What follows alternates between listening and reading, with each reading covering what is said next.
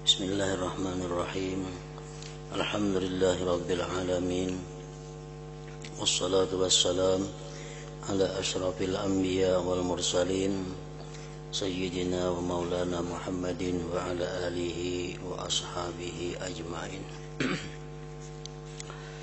Qala al-musannifu rahimahullah wa nafa'ana bi ulumihi fid dharain amin.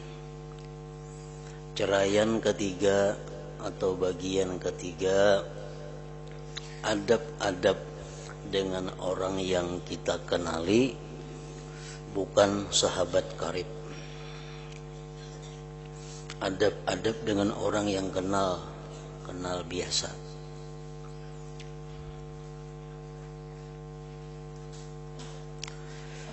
Maka hendaklah engkau berhati-hati daripada mereka.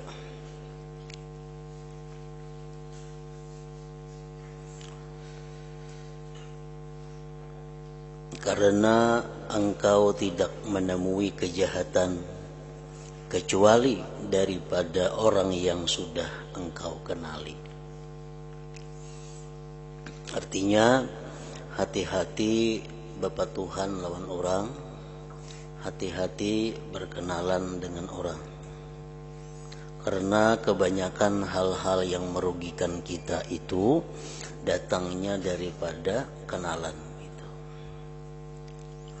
Kebanyakan hal-hal yang membuahkan penyesalan itu datangnya dari kenalan.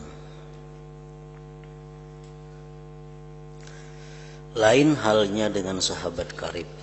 Lain halnya dengan sahabat karib. Maka ia sangat menolongmu. Lain pula halnya dengan orang yang engkau tidak kenali. Lain pula halnya dengan orang yang engkau tidak kenali. Jadi ada tiga. Satu, ada orang yang kita kada kenal. Dua, orang yang kita kenal. Yang ketiga, sahabat karib.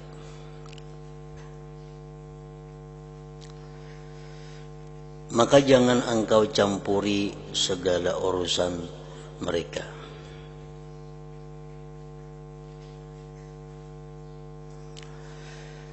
Orang yang kita kada kenal, ada usah kita ikut campur urusan mereka.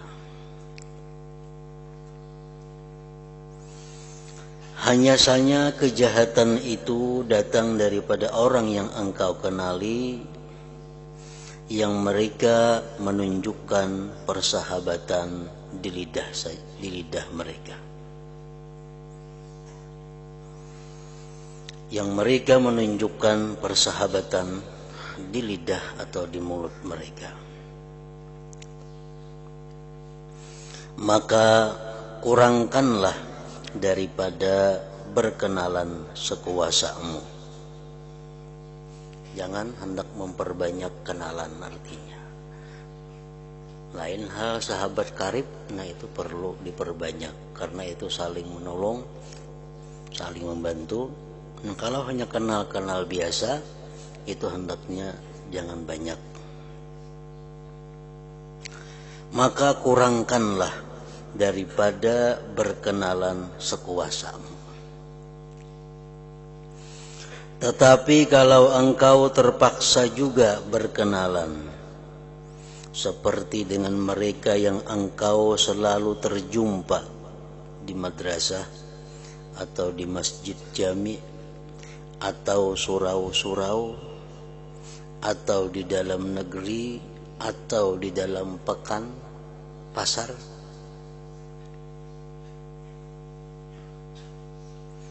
Nah, terpaksa kita di situ berkenalan karena sering bertemu.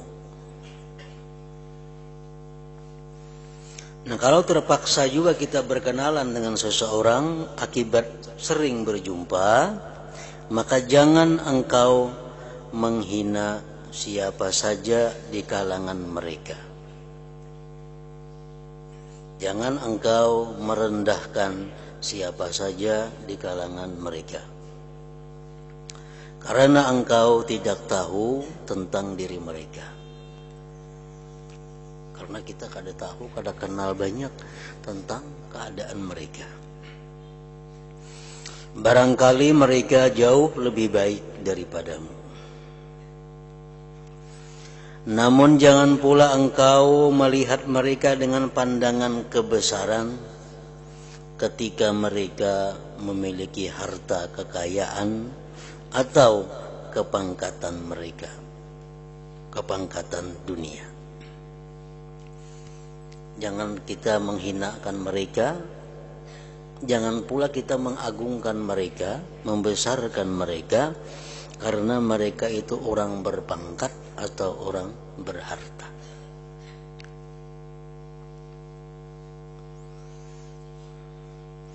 Nah, itulah perbedaan antara ilmu, pangkat, dan harta.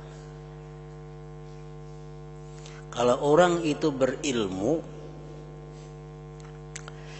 kita dituntut untuk membesarkannya, memuliakannya, karena ilmu yang ada pada dirinya.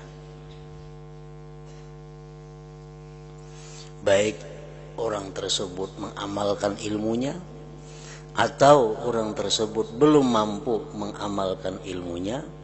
Tapi kalau kita tahu bahwa orang itu berilmu, kita dituntut menghormatinya karena ilmunya. Nah, lain halnya orang berpangkat. Kita dilarang menghormati seseorang, membesarkan seseorang karena kepangkatan dunianya. Kita dilarang menghormati, membesarkan, memuliakan seseorang karena hartanya. Dilarang. Karena yang demikian itu membawa kepada kebinasaanmu. Kalau kita membesarkan, memuliakan seseorang karena orang itu punya pangkat di dunia, nah itu membawa kepada kehancuran agama kita. Kita memuliakan seseorang karena kekayaannya, itu akan membawa kepada kehancuran agama kita.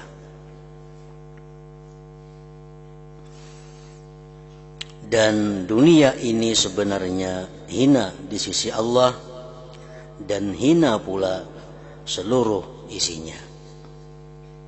Ad-dunya mal'un, dunia itu dilaknat, dan dilaknat Allah barang yang ada di dalamnya, kecuali zikrullah, kecuali zikir kepada Allah atau perantara-perantara yang membawa kepada zikrullah. Nah, jadi dunia mal'unah, dilaknat oleh Allah, artinya dijauhkan daripada rahmat Allah. Dan isi dunia pun dilaknat oleh Allah, kecuali zikrullah dan yang membawa kepada zikrullah, ilmu misalnya. Nah, oleh karena itu, apabila kita membesarkan seseorang, memuliakan seseorang karena dunianya, berarti kita membesarkan, memuliakan sesuatu yang dilaknat oleh Allah. Apabila kita membesarkan, memuliakan sesuatu yang dilaknat oleh Allah, maka kita pun akan termasuk orang yang dilaknat oleh Allah Subhanahu wa ta'ala.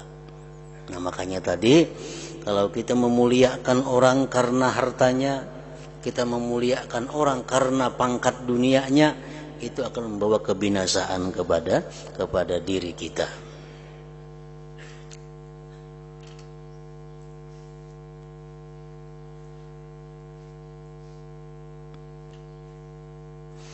Oleh karena itu, apabila engkau melihat kepada ahli dunia,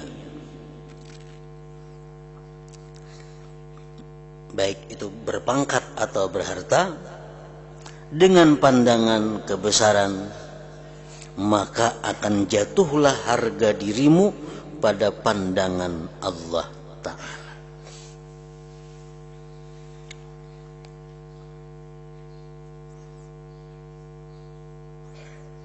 Rasulullah sallallahu alaihi wasallam mengatakan, man tawadha'a li ghaniyyin li ghinahu dhahaba thulutsa dinihi. Barang siapa yang tawadhu, merendahkan diri bagi orang yang kaya karena kekayaannya, maka hilanglah 2/3 agama kita.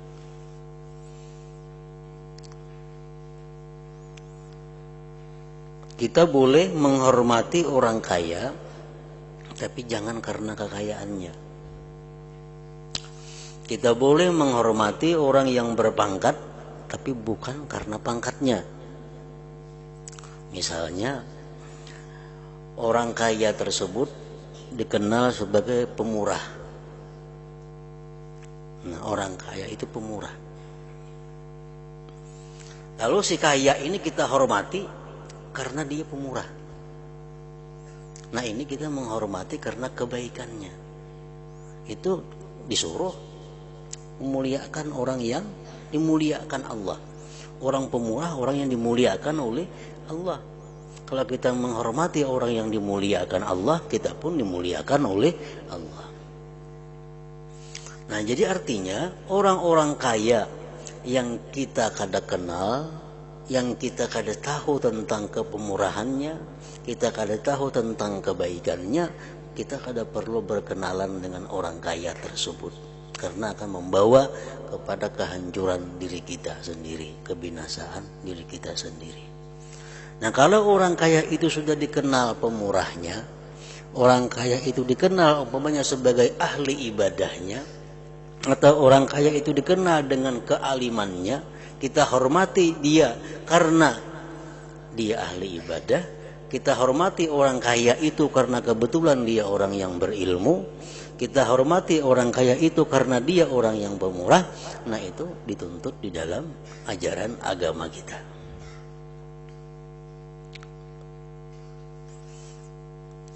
Nah, demikian pula halnya orang yang berpangkat dunia.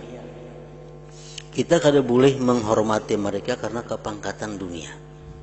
Tapi kalau orang yang berpangkat dunia ini orangnya adil, umpamanya orangnya adil di dalam menjalankan tugas-tugasnya, orang kaya, orang berpangkat ini jujur dalam mengelola keuangan yang dikelolanya, orang yang berpangkat ini orangnya ahli penuntut ilmu umpamanya, atau orang yang berpangkat ini dikenal sebagai orang ahli ibadah, kita hormati sifat orang berpangkat itu karena yang tadi.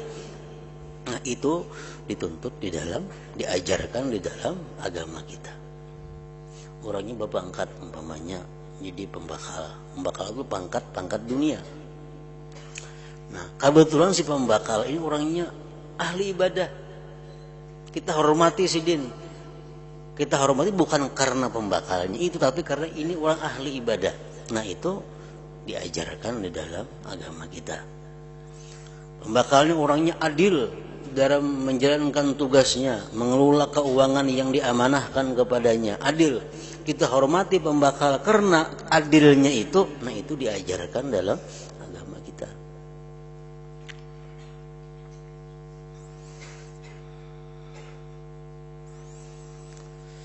Oleh karena itu, apabila engkau melihat kepada ahli dunia dengan pandangan kebesaran, maka akan jatuhlah harga dirimu daripada pandangan Allah Ta'ala.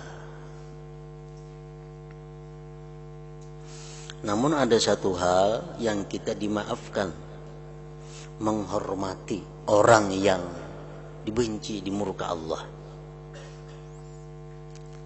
Ada satu hal yang kita dimaafkan, membesarkan musuh Allah. Siapa mereka itu? Orang-orang yang kita takuti kejahatannya. Nah, ini orang berpangkat, dan kita tahu orang ini kada adil, orang ini kada jujur, orang ini zalim. Tapi kalau kita kada menghormati inya, kada membesarkan inya, kita akan dipersulitnya. kita akan diganggunya. Nah, lalu kita hormati orang itu untuk menghindari kejahatannya, nah itu dimaafkan oleh Allah Subhanahu wa taala. Ini seorang ini misalnya berkuasa.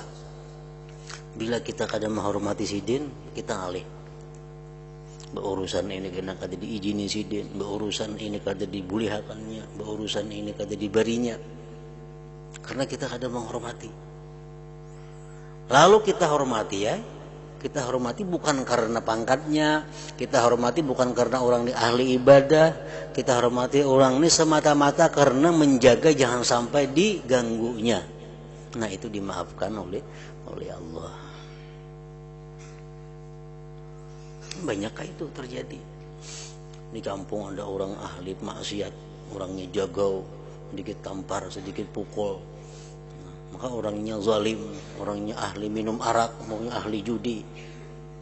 Nah, bertemuan kita, apa saya itu betunduk, kita hormati. Kenapa? Kalau kadang-kadang itu kita diancamnya, kita akan dipikirkannya. Nah, kita hormatinya untuk menghindari kejahatannya.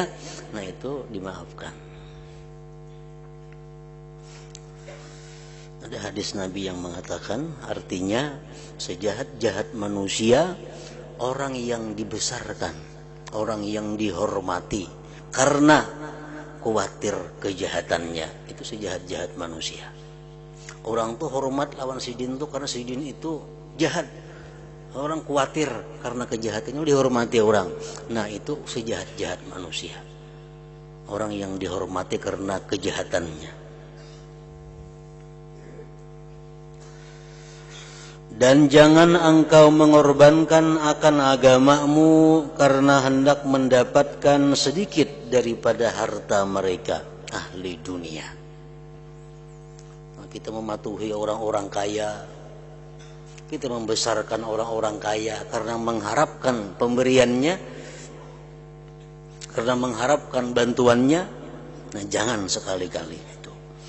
Jangan engkau mengorbankan akan agamamu karena hendak mendapatkan sedikit daripada harta mereka.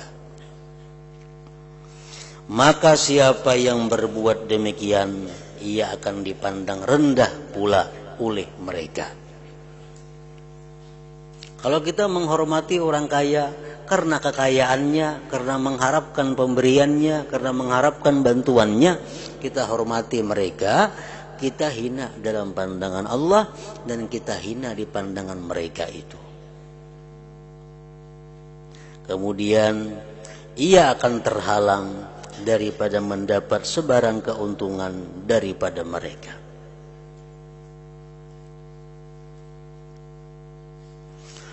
Dan jikalau mereka yang engkau kenali itu memusuhimu, maka jangan engkau lawan permusuhan mereka. Karena engkau tidak mampu melawan mereka. Bahkan nanti engkau akan merusakkan agamamu bila engkau terlalu sibuk melawan mereka. Artinya kalau ada kenalan-kenalan itu yang memusuhi kita, kalau ada papatuhan itu yang membuat kita susah, jangan melawan. Kalau kita melawan, akhirnya bisa membahayakan kita sendiri. Karena kita rugi, sibuk mengurusi melawan itu. Maka akan panjanglah kepayahanmu dan sia-sialah kerjamu. Di bawah nomor 1 keterangan daripada penterjemah, biasanya orang yang wara bila ia mau melawan musuhnya, ia akan melawan mereka dengan bahasa yang sopan dan penuh adab. Sedangkan ahli dunia ini boleh bercakap apa saja, bahkan bercakap bohong dan memutarbalikkan kenyataan. Maka susahlah orang yang wara jikalau mau melawan mereka. Kalau ia hendak melawan juga, maka akibatnya ia akan bercakap banyak pula. Bahkan mungkin ia akan bercakap bohong pula. Maka ketika itu sudah hilang nilai wara dan sopan santunnya. Nah, jadi melawani orang yang memusuhi kita itu bisa-bisa merugikan kita sendiri. Dan jangan engkau bersenang hati ketika mereka datang memuliakan engkau, dan ketika mereka memuji engkau secara berhadapan.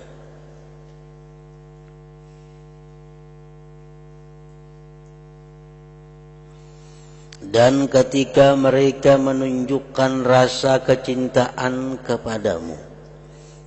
Menghadapi orang seperti itu, kita jangan senang hati, kita jangan bangga, jangan bergembira. Misalnya kita kedatangan orang atau kita mendatangi orang yang memuliakan kita, memuji kita, mencintai kita, nah, jangan bangga, senang hati dengan itu.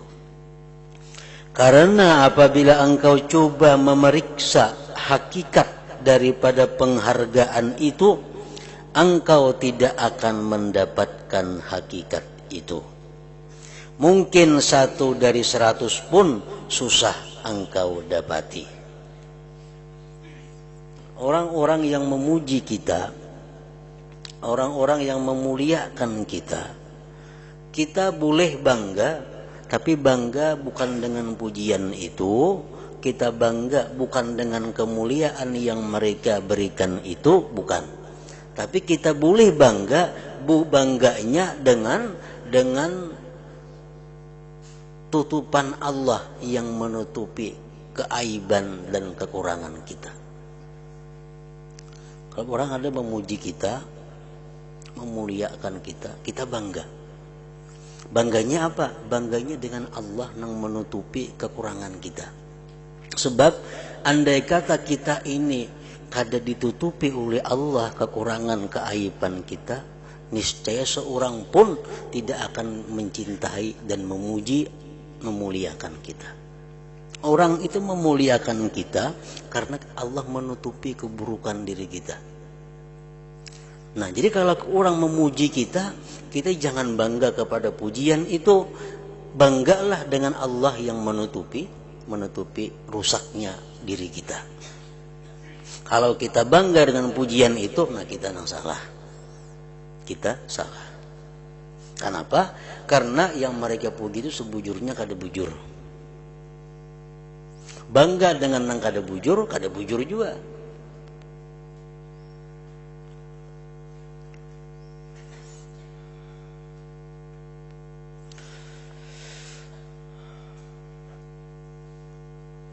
Mungkin 1 dari 100 pun susah engkau dapati. Dan jangan engkau merasa heran apabila mereka mencela engkau. Dan jangan engkau marah terhadap tindakan mereka itu.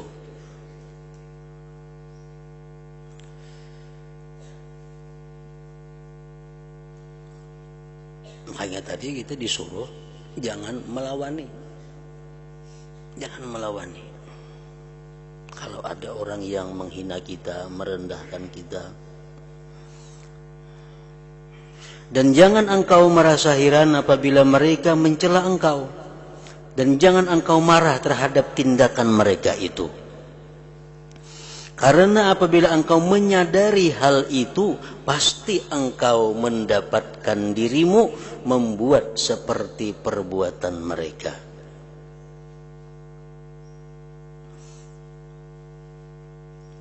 Artinya orang mencela kita, orang merendahkan kita.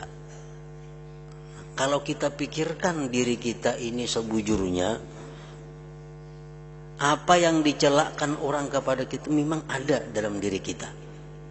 Kalau kita mau mencari ke dalam diri kita, kita padahal orang bungol umpamanya. Kalau kita mau mencari diri kita, banyak yang bungul-bungul dalam diri kita ini. Banyak hal-hal yang kita kada tahu. Banyak hal-hal yang kita belum belajar. Banyak hal-hal yang belum kita ketahui. Jadi kalau kita pikirkan orang mencela kita itu, kita kembalikan kepada diri. Memang bujur apa yang mereka cela itu.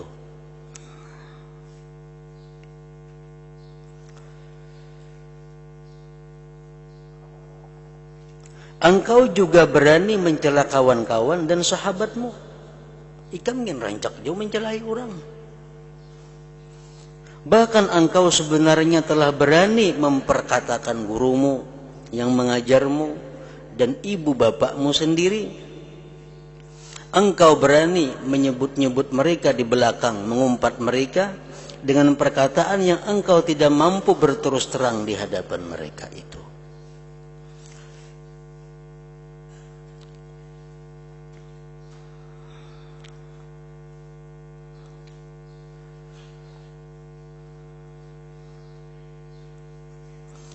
Nah, apabila kita tadi dipuji orang, dimuliakan orang, kita kada boleh bangga dengan pujian.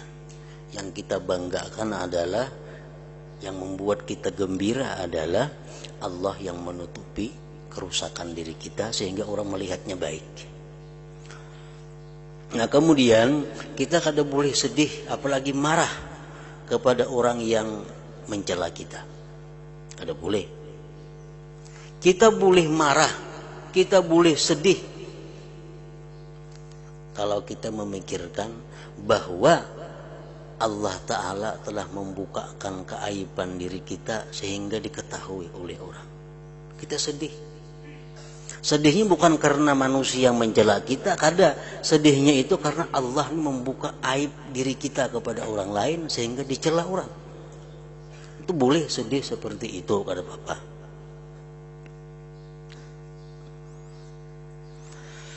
Dan putuskanlah harapanmu daripada harta, pangkat, dan bantuan mereka. Jangan berharap orang-orang kaya itu memberi kita. Jangan berharap orang-orang berpangkat itu membantu kita. Karena orang yang tamak akan pemberian orang lain akan menjadi rugi di hari kemudian dan menjadi hina di dunia ini. Kalau kita berharap bahwa orang yang kaya itu memberikan kepada kita kekayaannya, otomatis kita akan menghormatinya karena kekayaannya. Kita akan kadawani menegur kalau inya salah. Kenapa? Karena kita mengharapkan pemberiannya. Nah, itu yang membuat kita menjadi binasa di akhirat dan hina di dunia. Dan apabila engkau terpaksa meminta kepada seseorang akan hajatmu, terpaksa minta, lalu ia bermurah hati menolongmu, maka hendaklah engkau bersyukur kepada Allah atas nikmatnya. Dan hendaklah engkau berterima kasih kepada orang yang menolongmu itu.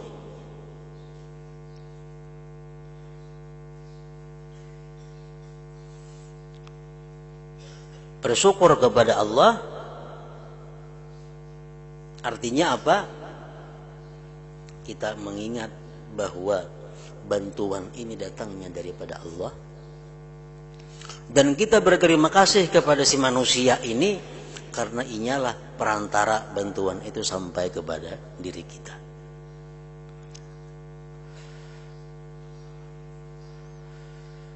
Jadi artinya pengertiannya bersyukur kepada Allah itu ingat hati kita bahwa ini datang dari Allah. Berterima kasih kepada manusia ini artinya apa?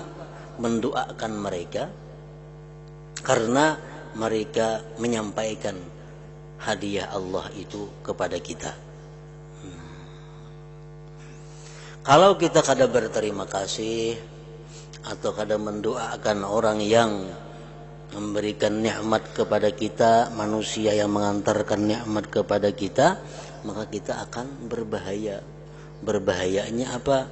Berbahayanya kita tidak akan bisa mensyukuri nikmat Allah, dan bahayanya lagi kalau orang itu mendoakan jahat kepada kita. Hadis Rasulullah mengatakan, man asda ila qaumin ni'matan falam yashkuruha lahu pada alaihi ustujiba lahu. Kalau kita berbuat baik kepada orang, berbuat baik, kalau orang ini kada bisa berterima kasih, kita doakan jahat orang itu, doa kita dikabulkan oleh Allah Subhanahu wa taala. Orang ini kita baiki, kita bantu, kita apa, jauh berterima kasih, jahat lagi lawan kita umpamanya, kita doakan celaka, nah Allah akan mengabulkan doa kita itu. Allah akan mengabulkan doa itu. Man asda ila qaumin ni'matan falam yashkuruha lahu pada alaihim ustujiba lahu. Itu hadis Nabi. Orang yang memberikan kepada satu kaum nikmat, kepada satu orang diberikan nikmat, dia kada berterima kasih lawan orang ini.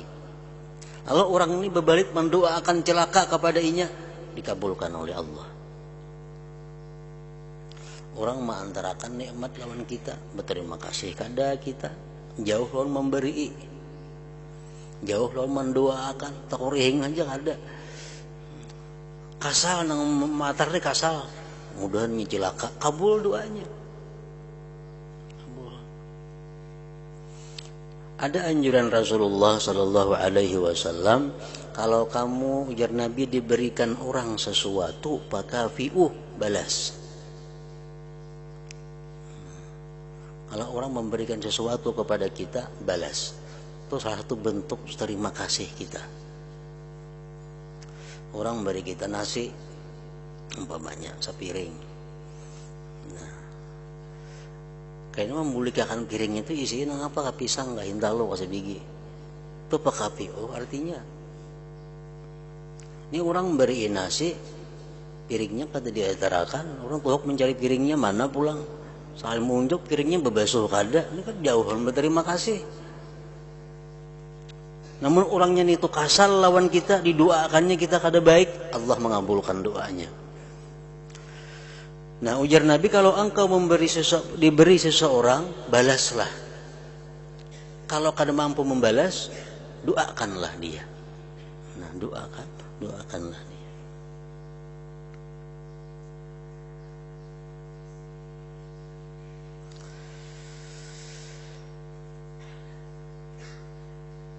Dan jikalau ia lemah daripada menolong engkau, kita minta bantuan tadi, dibantunya, kita berterima kasih kepada inya, bersyukur kepada Allah. Ingat tadi syukur kepada Allah itu kayak apa? Minta bantuan pan kita nang bola ini. Diberinya. Nah, waktu kita menerima itu, syukur kepada Allah, arti ingat kepada Allah bahwa ini dari Allah. Nah, sedangkan si kaya yang kita mintai ini adalah perantara dari Allah ke kita. Ini kita hargai perantara ini dengan ucapan terima kasih dan doa kepadanya. Dan jikalau ia lemah daripada menolong engkau, maka jangan engkau persalahkan dia. Minta bantuan pang ini, bah kada kawan, bah malar nih, nang kada kawan itu. Dan jikalau ia lemah daripada menolong engkau, maka jangan engkau persalahkan dia, dan jangan engkau menceritakan kelemahannya itu kepada orang lain. Karena yang demikian itu akan menimbulkan permusuhan jadinya. Dan hendaklah engkau jadi seperti orang mukmin yang suka menerima keuzuran daripada orang lain. Dan janganlah engkau jadi seperti orang munafik yang suka mencari-cari keaiban orang lain. Dan hendaklah engkau berkata di dalam hatimu, Kalau kita minta bantuan, kalau dibantu orang, hendaklah berkata di dalam hati, barangkali ia tidak dapat menolong kau. Barangkali ia tidak dapat menolongku karena ada keuzuran yang tidak dapat dielakkannya, sedangkan keuzuran itu tidak aku ketahui. Nah, itu yang paling patut kita hadirkan di dalam hati ketika kita minta bantuan ditolak oleh orang. Nah, ingat situ, dan janganlah engkau memberi nasihat kepada mereka.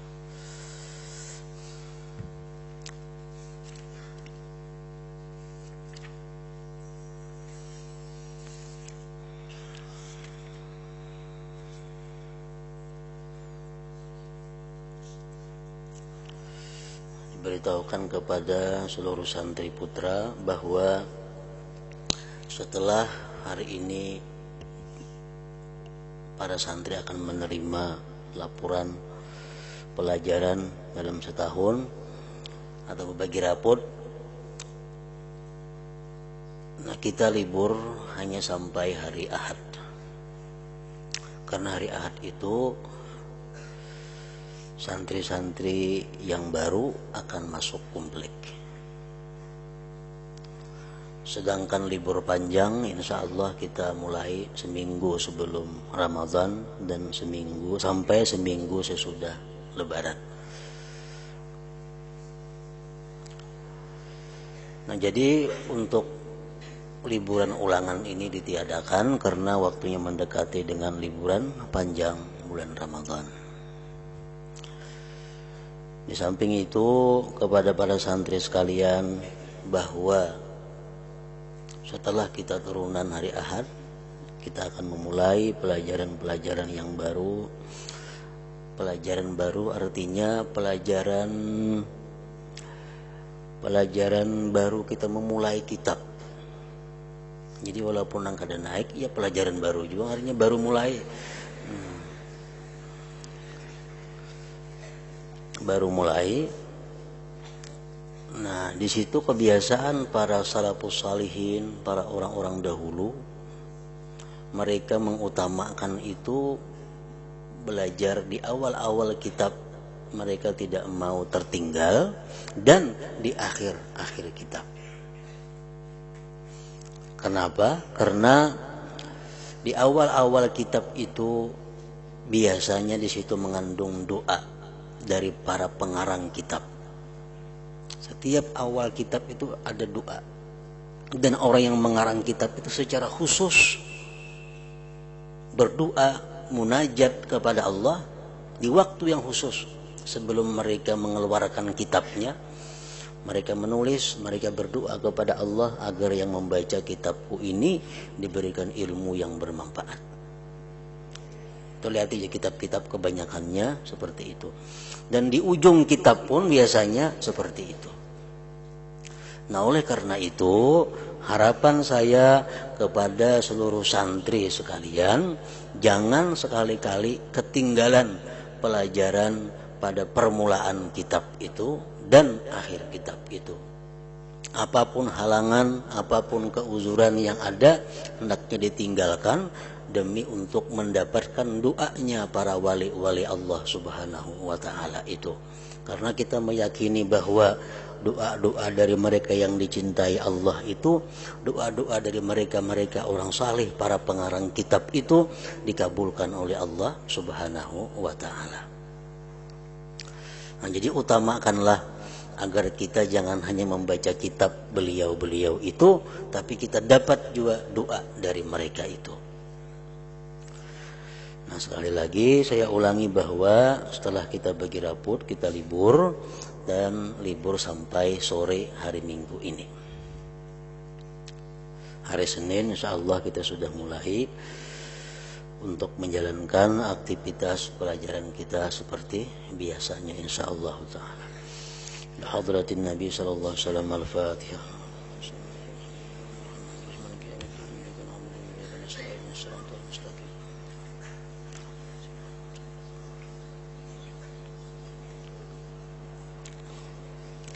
Bismillahirrahmanirrahim. Alhamdulillah rabbil alamin. Allahumma salli wa sallim wa barik ala sayyidina Muhammad wa ala alihi wa sahbihi ajma'in. اللهم اغفر لنا ما أخطأنا وما تعمدنا وما أسررنا وما أعلنا وما أسرفنا وما أنت أعلم به منا أنت المقدم وأنت المؤخر اللهم انفعنا بما علمتنا وعلمنا ما ينفعنا وزدنا فهما وعلما وعملا وهدى وتوفيقا برحمتك يا أرحم الراحمين اللهم احفظنا واحفظ من معنا وما معنا من البلاء وشر كل ذي شر إنك على كل شيء قدير ربنا تقبل منا إنك أنت السميع العليم وتب علينا إنك أنت التواب الرحيم صلى الله على سيدنا مولانا محمد وعلى آله وصحبه وسلم الحمد لله.